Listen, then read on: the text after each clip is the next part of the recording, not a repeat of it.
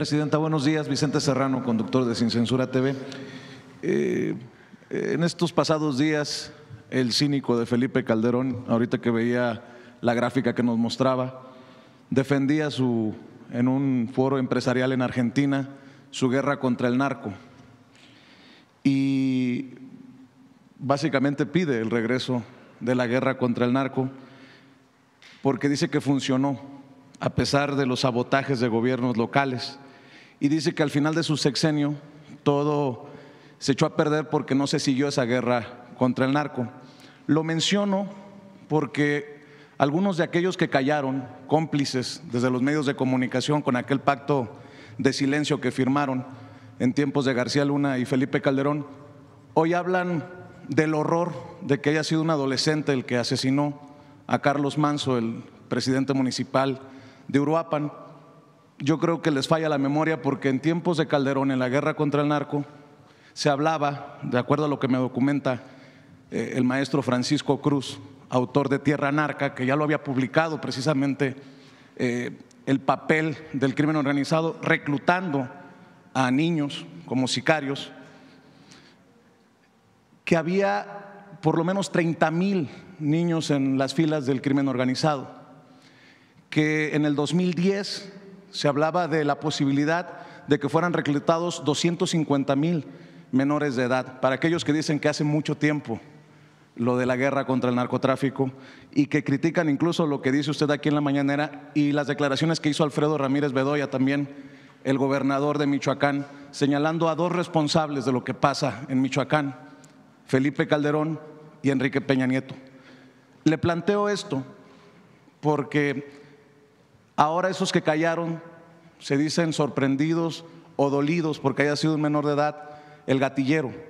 ¿De qué tamaño es el reto, comparándolo con la guerra contra el narco de Felipe Calderón, Presidenta, esta posibilidad de reclutamiento de menores de edad? ¿Qué tanto se ha avanzado con esto que también le critican mucho, que es, desde tiempos del presidente Andrés Manuel López Obrador, la atención a las causas, desde una, por cierto, deshonestidad intelectual de algunos que publican en medios de circulación nacional como Enrique Krause, que habla que se abandonó a las víctimas, que se abandonó lo que le corresponde al gobierno, que es proteger la vida de los mexicanos y mexicanas, pero nada menciona precisamente de lo que ocurría desde la guerra contra el narcotráfico de Felipe Calderón, Presidenta. El periodo de Felipe Calderón se caracterizó, entre otras muchas cosas, en lo que él llamó la guerra contra el narco, en dos características. Una, primero sacó al ejército a combatir al narco sin un marco jurídico. Y eso generó muchos problemas. Pero él defendía, porque solamente hay que escuchar porque finalmente él es quien define la política. Y no lo digo por el ejército, porque es de lo mejor que tiene México, la Marina y el ejército. Lo vimos en las lluvias, lo veo todos los días. Yo estoy agradecidísima por el trabajo del ejército, de la defensa y de la Marina, de la Guardia Nacional. Y realmente el pueblo de México quiere mucho estas instituciones, sino más bien la concepción desde quien fue presidente, por cierto, que llegó con un fraude electoral. Entonces, no es un asunto del ejército, sino de quien entonces jugaba el papel de comandante supremo de las Fuerzas Armadas.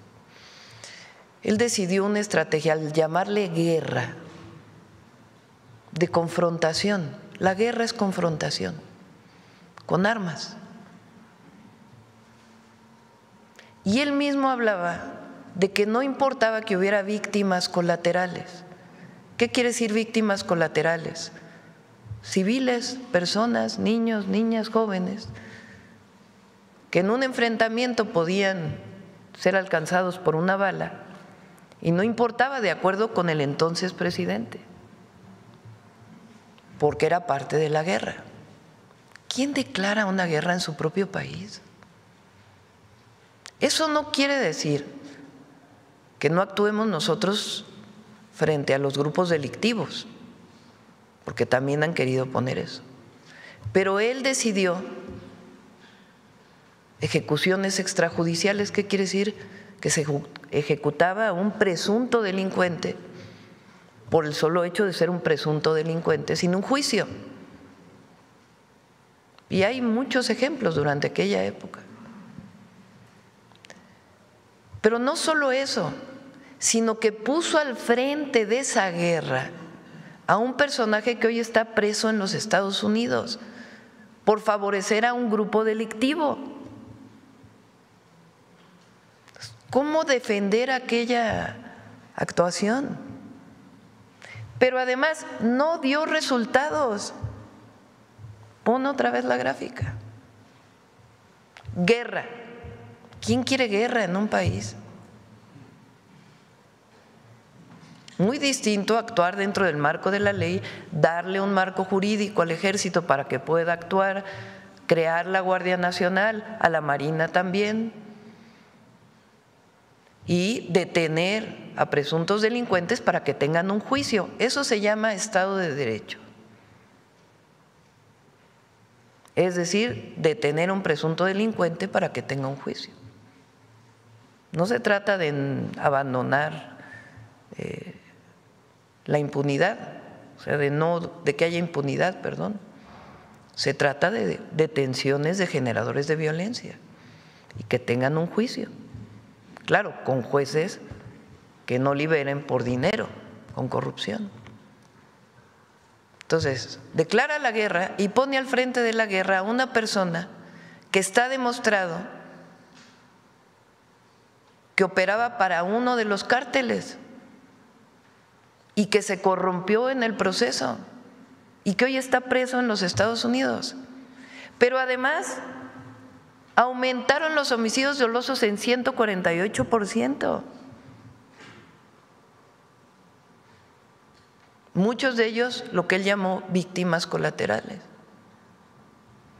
Peña hizo lo mismo, no cambió prácticamente nada en su estrategia. Claro, llevó a la Policía Federal a la Secretaría de Gobernación, pero en realidad no cambió la estrategia. ¿Y qué ocurrió? 42% de homicidios. Pero además en ese periodo, justamente en ese periodo se abandonó a los jóvenes.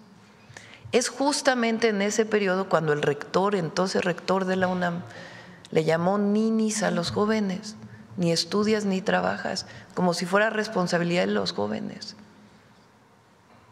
Abandono de los jóvenes. No hay escuelas, no hay educación, no hay empleo, mayor pobreza, mayor desigualdad, guerra y permiso para matar. No, bueno. Y además, al frente, a un delincuente. Eso es lo que ocurrió durante 12 años en nuestro país. Y asócienle la corrupción de los gobiernos. Entonces, ¿cambió la estrategia? Sí, cambió la estrategia. Cuando llega el presidente López Obrador dice, no, a ver, todo dentro del marco legal. Vamos a darle a la Secretaría de la Defensa un marco legal para que actúe, a Marina también. Vamos a crear la Guardia Nacional, una institución pública encargada de la seguridad de las mexicanas y los mexicanos. Y vamos a destinar recursos a los jóvenes. Se crearon las universidades Benito Juárez, el programa Jóvenes Construyendo el Futuro, se dio atención a los más necesitados, a los pobres, y salen 13.5 millones de mexicanos de la pobreza. Cuando nosotros llegamos, yo decidí fortalecer la estrategia de seguridad con un área especial de inteligencia e investigación que nos dio resultados en la Ciudad de México. Porque frente a los grupos delincuenciales se requiere más inteligencia e investigación que permita hacer las detenciones de presuntos delincuentes y la coordinación con los estados, además pues del seguimiento cotidiano y en la consolidación de la guardia. y fortalecer la atención a las causas con mayor presencia territorial en los municipios de mayor incidencia delictiva. Con este trabajo que hace Rosa Isela, la Subsecretaría de Seguridad y Protección Ciudadana, de ir tocando casa por casa a ver qué necesitan las familias. ¿Cuál es el resultado? Durante el periodo de López Obrador, 9% de reducción de homicidios dolosos. Y con nosotros, contabilizado por año, 28%.